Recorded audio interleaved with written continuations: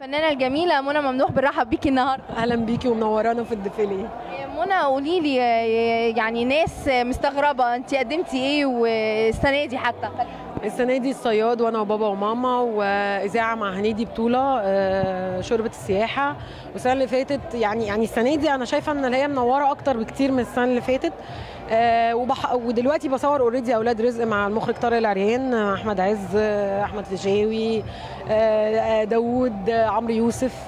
وبصور مسلسل اسمه بيوت اسرار. رزق الاول، فخلصتوا ولا لسه؟ لا لسه بنصور وما زلنا بنصور. بتعملي دور ايه بقى؟ بصي انا صاحبه عز، بس مش عايزه احرق لك الكاركتر او المود، لان ده اول مره بالنسبه لي اعمله. بعيد خالص عن كل اللي انا مثلته، بعيد خالص عن كل اللي شفتيني فيه سواء مسلسلات او افلام.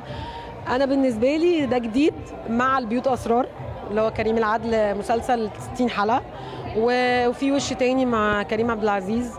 ان شاء الله فجر. بقى بتعملي دور ايه؟ هو بيتعرض دلوقتي؟ لا احنا 60 حلقه وهيتعرض الفتره الجايه قبل رمضان. بيتكلم عن ايه؟ البيوت اسرار، باين من واضح من الاسم ان في مشاكل في البيوت.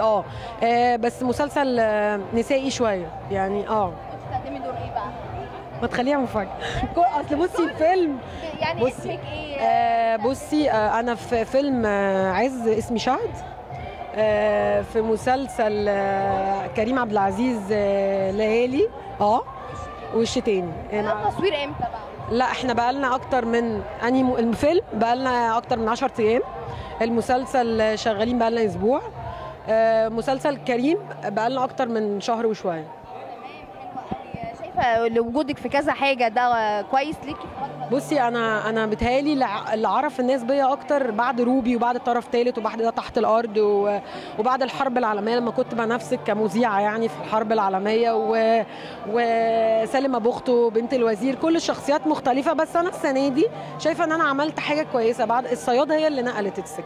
مركزه بس في التمثيل واضح جدا، وهتتفاجئي بيا زي ما هتتفاجئي بيا. هنا انا محمود مكلمني عشان مش احضر العرض، مكلمني ان انا اعمل اطلع بفستان العروسه الويدنج. فما كنتش يعني انت اول حد يعرف، محدش عارف بقيه القنوات. دلوقتي ده اللي انا بعمله يعني. حلو قوي. عروض الازياء بتبقى الطف. انا ما عملتهاش قبل كده.